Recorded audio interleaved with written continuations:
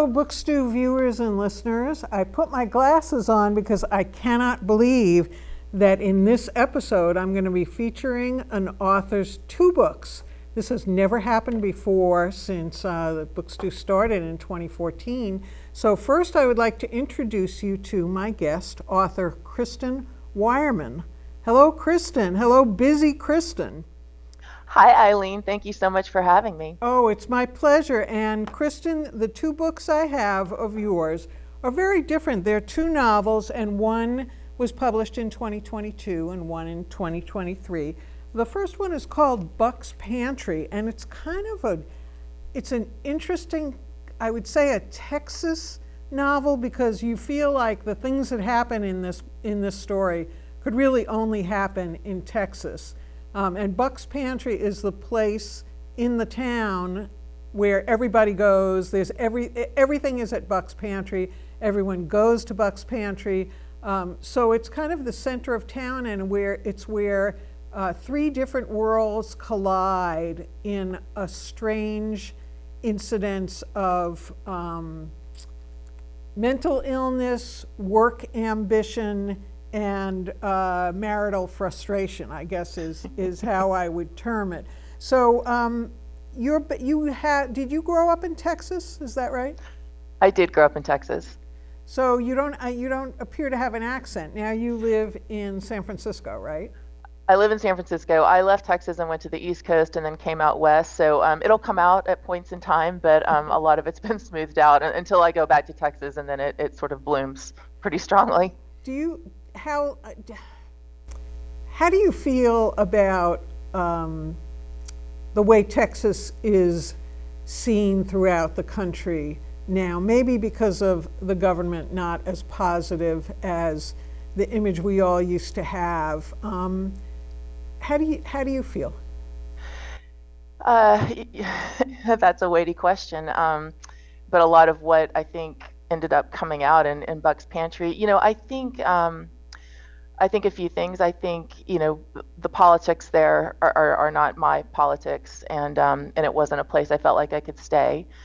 But at the same time, there are some beautiful aspects to the people there that I think get very overlooked, and I hope in some ways that the book can sort of shine a light on that. There's a neighborliness there. There is a generosity there, and that I really haven't encountered anyplace else. And I think so often that just gets overshadowed by sort of bigger, more, giant issues. And I certainly did not intend to do that when I set out to write the novel, but that began to it sort of became a love letter to Texas. I hope that at least that's how it felt to me, and I hope that's how it's perceived, if that makes sense. Well, I agree. The beautiful part of this Texas town did really come out, and the kind of confusion that the character who is coming in from New York, who gets stuck in this convenience store with a mentally ill person and a person who's struggling with 3 kids, and politics of someone who's running for office that she is okay with and then not thrilled with. I thought the portrayal of everybody together. So, there are scenes that take place outside Buck's Pantry that lead into Buck's Pantry, but the scene in Buck's Pantry with the conflicts that were going on was very tense, but you really could perceive the humanity of everyone who was involved and the people who were attempting the rescue. And it was just, I really enjoyed it. And I like the setting, and I love the cover. Both of your books have great covers, but this one is 2022. And if you don't mind, I'm going to focus more on your other novel, which I really related to. It's called This Time Could Be Different, and it's out in September. And this is basically a work novel. And what we were talking about is that since COVID, I think there is a dearth of work novels because people don't go into work like they used to anymore. But this takes place in a bank, and there are 2 best friends who come, Madeline and Emma, who come into the bank at the same time and become best friends. there's still an undercurrent of competitiveness there because, they're both trying to climb the ladder, and they're very aware of each other, and they do help each other out. But then something happens to Madeline. So do you want to tell us a little bit about, because I'm going to ask you to do a reading and maybe explain a little bit about where Madeline is at in this section of the book. Certainly. And thank you just for all your kind words, just especially back to Buck's Pantry. The things that you pulled out of it were sort of what I hope people would see, so that really means a lot. But yes, switching gears to this time could be different, which comes out in September. So Madeline is, she is someone who has worked, she's in her late 40s, and she has spent her entire adult life focused on her career and was very clear about that. And she, is sort of finding herself in the position she's always aspired to, and, suddenly it's not making her happy. In fact, it's making her pretty miserable.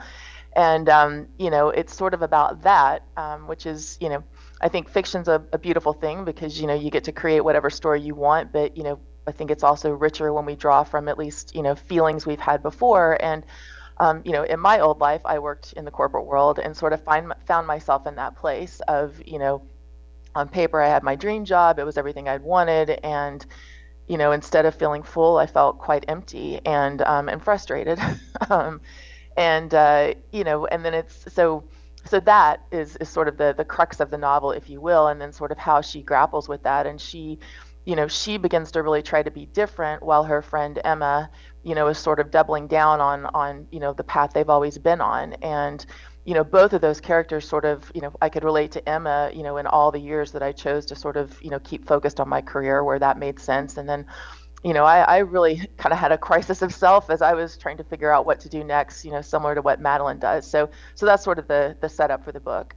Okay, so I'm going to ask you to read the part where Madeline is just starting to go to a counselor, which Sure. she has not been really eager to do, and is very suspicious of the counselor, isn't trusting. So I think I'll let you read it, then we can talk about it afterwards. Thanks. Okay, wonderful. So this is Olivia is the counselor, and so this is Madeline sitting in her office. Olivia placed her multi-ringed fingers together, sighing as they glided from the bridge of her nose to her mouth. Is there something you believe, some fundamental perception about yourself that might give rise to this feeling? Madeline felt her brows pinch together. Olivia smiled. Each of us lives by a set of stories that tells us who we are in the world. They tell us what we're supposed to do if we want to be, she made air quotes, good, what we deserve, what's safe to have, and what is not. Madeline's expression did not change. I know. Olivia's laughter tinkled like a little wind chime. It seems like a strange idea, but it's quite simple. We're shaped by the stories we're told about ourselves when we're young. As we age, we have the chance to decide whether those narratives really fit or whether we want something different. But changing often requires us to, Olivia seemed to search for words, untangle ourselves from the old script. Madeline blinked and worried about what was coming next. Don't get caught up in the theory. Olivia made a shooing gesture with one hand, her bracelets clinking. Just ask yourself the question. What do you believe that would cause you to feel terrified of not being in this job? Ask myself. As with most of Olivia's weird suggestions, Madeline's first reaction was, I'd rather not. This sounded even wackier than meditation. Could you try? Olivia asked. If you don't like it, stop. Madeline grimaced. Do you want to remain terrified of doing anything that doesn't please the people you work for? Steel was creeping into Olivia's voice. Because if you're terrified of not having this job, that's the position you're putting yourself in. That's not... The nightmare of Steve placing the ring on Madeline's finger blazed through her mind so intensely that she couldn't finish. Try. If you don't like it, we'll stop. Irritated because Olivia was so good at suggesting things in irrefutable ways, Madeline closed her eyes. She asked herself the question. Nothing happened. Madeline took 3 deep breaths. Her annoyance began to slip away. She asked herself the question again. She went in and let her mind be still. An idea shimmered. My job needs to be, Madeline said, unable to hide her astonishment, painful. The understanding was so startling that, for a second, she forgot to be self-conscious. Somehow I believe that if my job isn't painful or difficult, then it's not. Olivia waited. Madeline felt like the pressure in her body was changing. Thoughts were skittering through her mind, but they weren't making sense. Yet there was a clarity just beyond them. meaningful or worthwhile? The whole process was leaving Madeline a bit dazed. That it doesn't count somehow? Keep going. If work isn't awful or a struggle, Madeline opened her eyes. I don't feel like I'm accomplishing anything. I feel like I'm.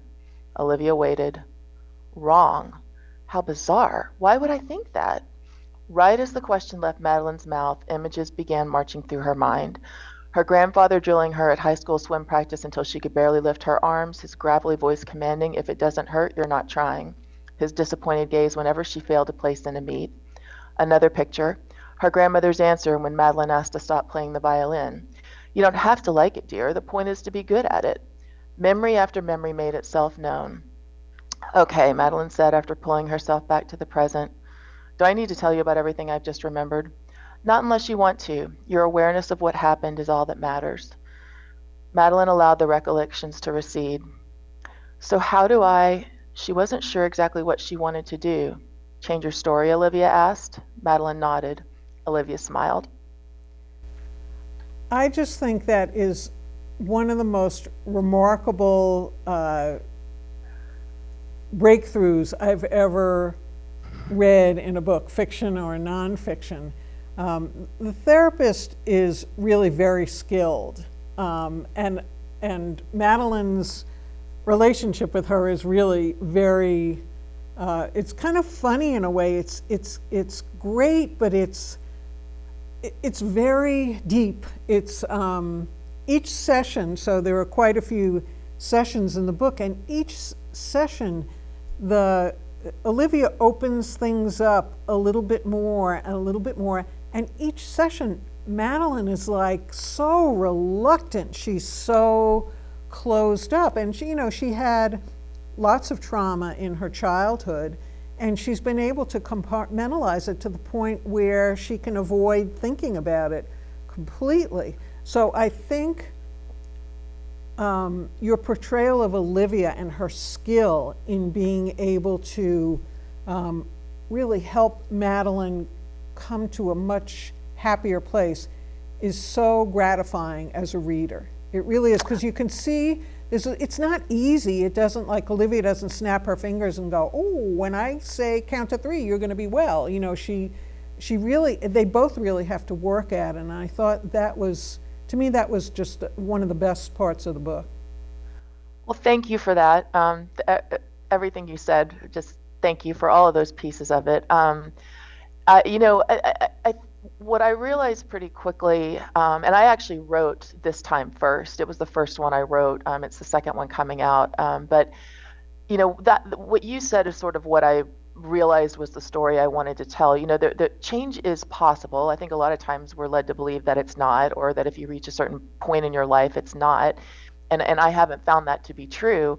But it's also not easy. And, when you really are trying to shift, sort of big things that come from those kinds of past traumas, you kind of have to deal with all of the, you got to walk through all the pain and, everything you've compartmentalized and the old feelings. And so, that's sort of those two things, I think often we're told it's not possible or we're told it's easy. And I sort of found the opposite of those two things to be true, and sort of putting them together, I realized was, sort of the whole point of the book. And also, I think one of the points of the book is definitely a horrible work situation caused by horrible management, which, most of us who had corporate jobs have lived through this. And I think another thing I really enjoyed about the book is that Madeline just kind of, and Emma both, kind of just expected that would happen. They didn't really have expectations of having good managers. They just had expectations of being able to deal with bad managers, maybe work around them, get through them, hope that something happens to them. And they have no expectations of having humane, smart bosses. And I think these days, now you wrote this first, was this written, what was the COVID status when you wrote this? It was before COVID. I wrote the first draft of this in late 2016.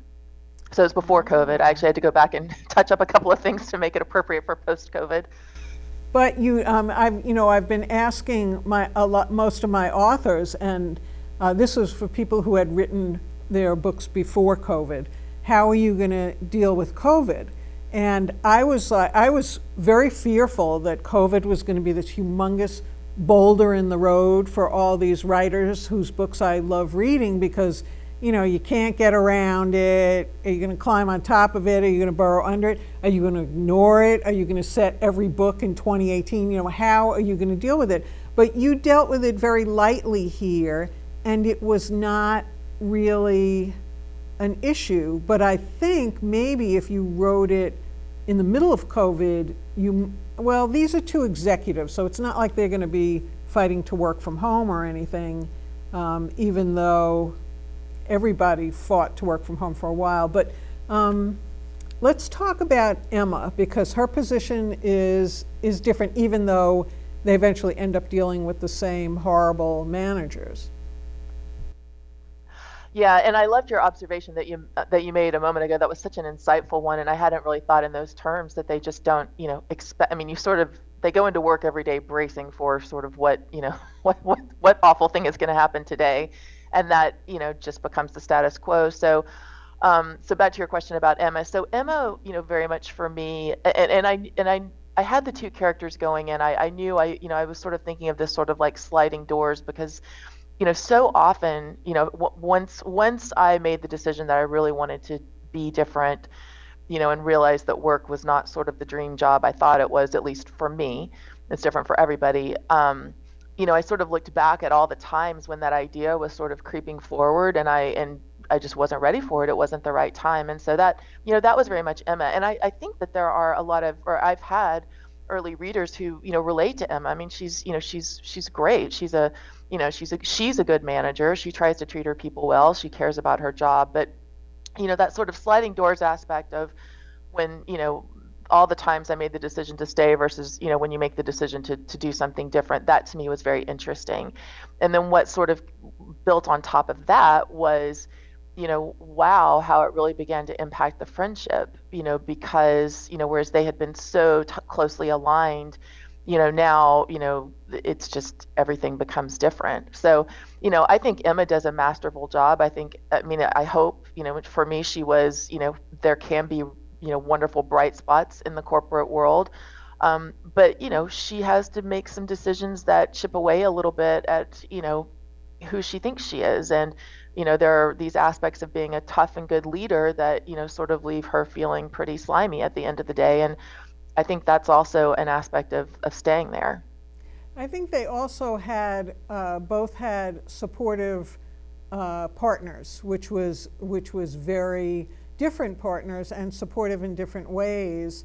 I mean, a partner saying to you, we're okay financially, so if you just want to quit, just quit. Like, that's really not an answer to anything. That's it's nice to know, but it's not exactly what you're looking to hear, because I think fighting inside of Madeline was, her self-worth if she left her job, and all her baggage that she was carrying from childhood. But it's really not easy to walk away from something that you've invested so much time and so much of your personality in. So I think she was very, very courageous. And I guess that is a little spoiler to say that she walks away, but she kind of walked away close to the beginning of the book. So I'm not really, and I'm not giving away what happens further down the line. But one scene that I really loved with Emma, there's this big conference that if you're an executive in the right position, you're invited to come to this, and it's one of your portrayal of it, the tedium of dragging off to these corporate conferences where you have to wear shoes that pinch, and you have to sit through interminable sessions that are just beyond boring. And Emma has actually a fantastic session with the CEO, which nobody expects, and people who were around her were kind of all falling out, going, because the CEO asks, I think just to be a jerk, asked this question that was a gotcha question, like, what was your percentage of blah blahs over the last, 17 months? And Emma is definitely a stats and numbers person, and she's able to whip it right out at him. And he does the same thing to another guy in the room, and the guy just is like, well, I think. So I thought that was an excellent way to handle Emma's still heading up while Madeline is still figuring out what to do. Oh, thank you for that. And I'm so, just all the things you're saying, just they mean so much, because it all makes sense when you're doing it, and then you start to put it out in the world and you have these moments of thinking, oh goodness. So thank you for that. And I had a lot of fodder to draw from, and I was definitely perhaps working through a little bit of therapy on my own of just, the corporate world, and I had some fun with a lot of those scenes. But I had many moments, and nobody is based on anyone in this. I mean, everything's just, based on bits and pieces. But I do remember having several moments when, there would be this leader that, was super polished and said all these great things, and, you just think they're wonderful from a distance, and then you get close to them and, it's just sort of like, wow, can I never talk to this person again? Or, I had those moments, and more than one time. And, I think it just sort of goes into, in order to succeed, and there are great people, at these companies, who are like Emma and who are sort of a bright spot, but there's a lot of people that, to succeed, they just sort of, they become these things, and there's a lot that goes on behind the scenes that is just, so contrary to the shiny surface that you see from a distance, if that makes sense. I also thought Madeline and Emma both, but especially Madeline, did a really great job at working with someone who reported to her who was being treated unfair. And I can't, this has happened. I've seen it so many times. So there's an executive, and there's someone dealing with that executive. And for some reason, the person speaking and what they need to say doesn't put the executive in the best light.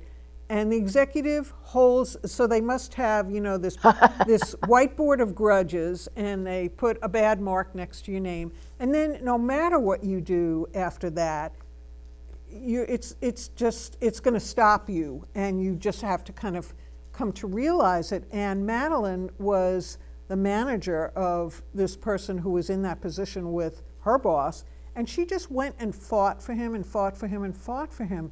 So I thought that was another really positive aspect of corporate life that I don't think you see very much, but it made me kind of hopeful to think that if people would read this, they would maybe think about doing good for the people who report to you and who need you to stand up for them. I thought that was great. I'm so glad, and I because that is true too. As much as all the the negative things are true, that's true too. There's lots of people, and I had managers like that, and I certainly tried to be a manager like that, and that exists too. And I agree with you. It's a bright spot, and I did want to try to make it balanced, even though it was kind of fun to. It's always fun to be able to poke fun at the corporation versus a person. But I'm glad you saw that too, because the reality is my corporate career, it did change my life. It's what gave me independence. It's what allowed me to move out of Texas. It's what allowed me to move away from a family that wasn't particularly healthy. I mean, so there is a place for all of this, and I'm so glad you brought out that positive point, because I tried to make those in the books too, because that's just as real as the other. Well, I think you do your balance between skewering what needs to be skewered and showing how things could be done if we had a better workplace. The balance was very good, because I suppose depending on how you left a job, I was laid off after 20 years and a day, and in fact the day after I was laid off, I got a letter from the CEO saying, "Congratulations, you hit your 20th year." So it was very, very silly. And the worst part was that I loved my job. I loved my job. I swear I'd still be there today. So I was very distraught that that nobody understood how much the job meant to me. And it's 8 years or 9 years later, so I've certainly recovered from it. But I think in those prime working years, and that's another whole thing that's like post-COVID, people, I don't think being in your prime working years matters as much as it used to, or maybe it's just what I'm reading. I mean, I think people are much more intent to have a life without, an hour-long commute each way, not having to miss your children's activities, just having to miss having time to yourself, and how, then executives started saying, well, it's time for everybody to get back to the office now, because their offices are empty and they're spending all this money on real estate that nobody's using and they don't know what to do about it. Or because they're insane micromanagers who have to have everybody in, visual range all the time. But I think it would be interesting to see a post-COVID novel that deals with the workplace and deals with people saying, no, you let me work remotely, I'm not coming back. I agree. I completely agree with that, and I do think it is very different. And I did, when I was going back to at least do a few touches for COVID, I struggled with a little bit of that, because I did feel like the world's a bit different now. Like you said, not necessarily at their levels, but no, I agree with you. I think it's changing, and I think it's a change for the better. I think like any changes, the pendulum sort of swings maybe a little far this way, and then eventually it comes back into a different state of balance. But certainly I look back at the way that I started and what I'm hearing as you started, and just 10 hours at the office or 12 hours a day, and in your seat at 7 and not leaving till 7, and no breaks, just inhaling something at your desk, that's not healthy. It's just not. And you pour so much of yourself into it, and then that becomes sort of part of your identity and part of what your normal is. So I agree with you that it's changing. I think that's for the better, and I think it is going to be interesting to see stories that sort of incorporate that change as well. So how did you migrate from your corporate life into becoming a writer? Had you always been a writer and a reader, or? I had always been a reader, and there was a moment when I was reading Stephen King's book on writing, on the titles on writing, and when I was starting to, I'll get to a minute the writing part of it. I was just starting to sort of feel out the idea, and he said, writers are readers, and I thought, well, I just consume novels like candy.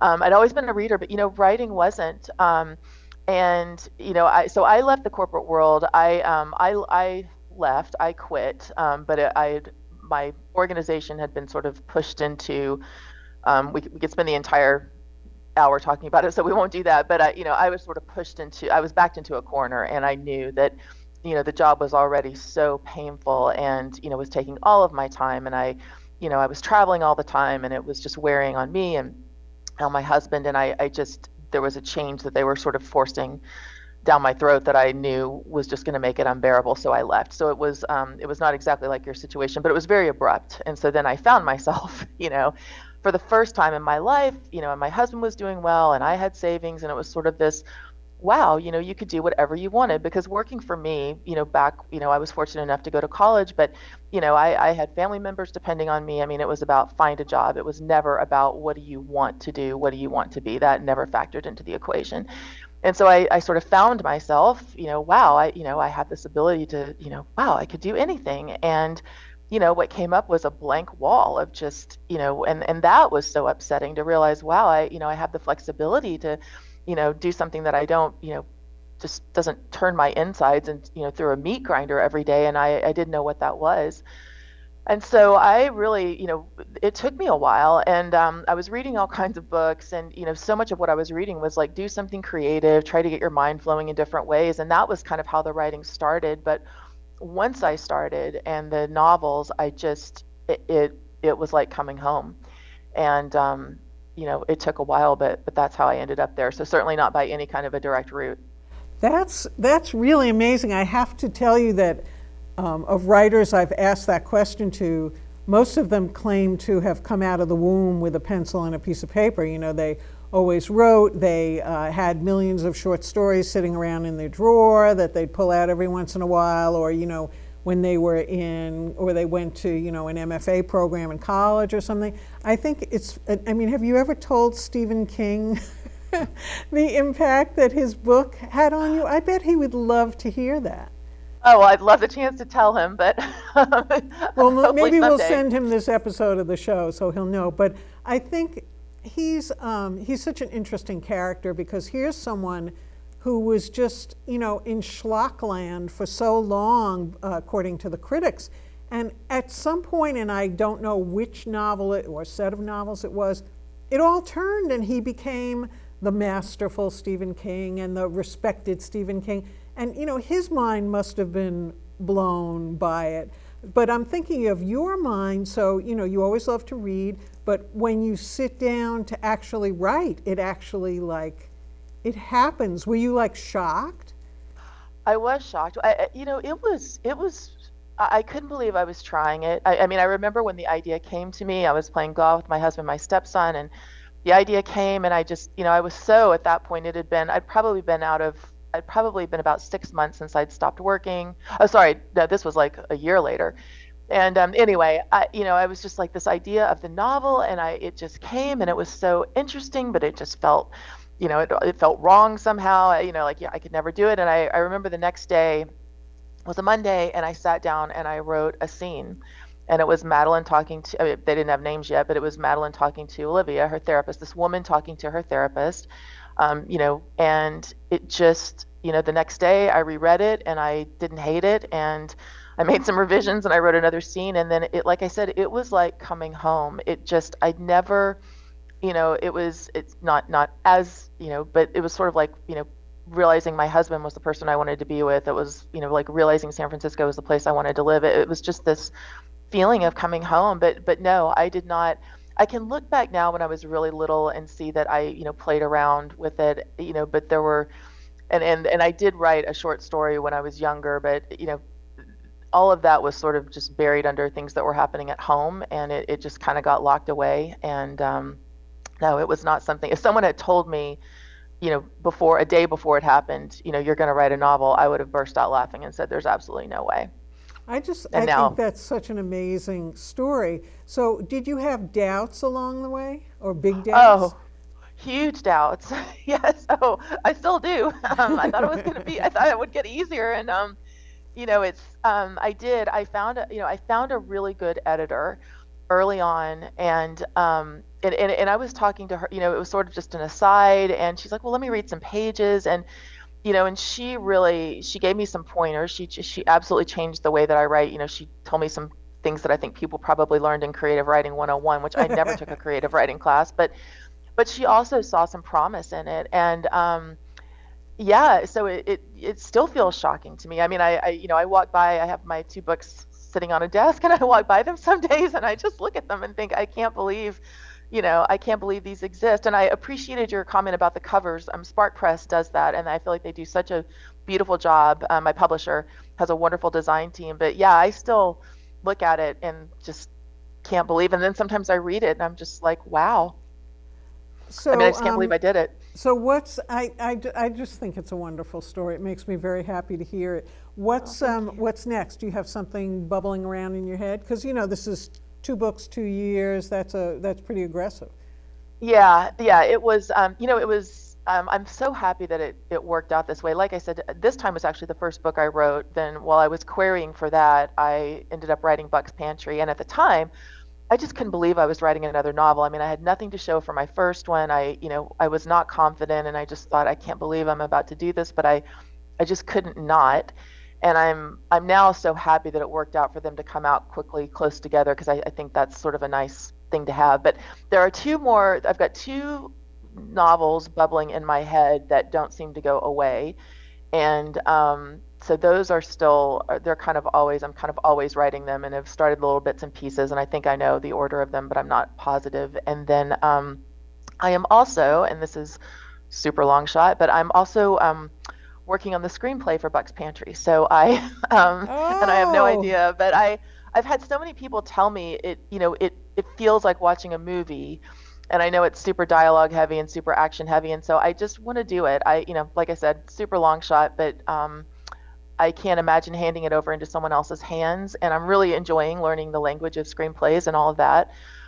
So yes, lots more to come, I hope. At least 2 more That's novels. interesting about Buck's Pantry and the screenplay, because I have had writers on who have sold screenplays, and they have, some of them have, or wrote the screenplay, but most of them said, I write novels and short stories, I don't write screenplays. And they said it required a completely different skill set, which you can see because when you read a novel and when you read a play, it's so wholly different. But I think you're right. I think Buck's Pantry, with all the action going on, where this one is, is very, there's a lot going on in the heads, and Yes. I know there's that TV show called In Treatment, where they show sessions with psychologists, and not real ones, fictional ones. Yeah. But I think you're right. And so, are you writing the screenplay on spec, or have you actually sold the novel?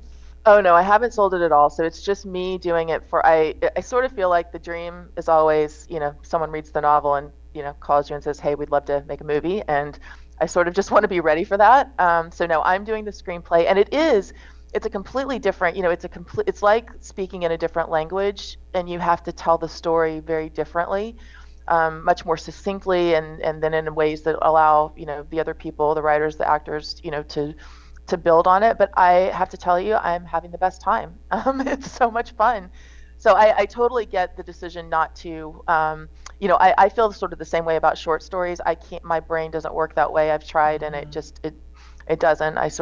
I'll have a fewer number, but of longer stories. But yeah, the screenplay is a completely different animal, but I'm enjoying it. We'll see.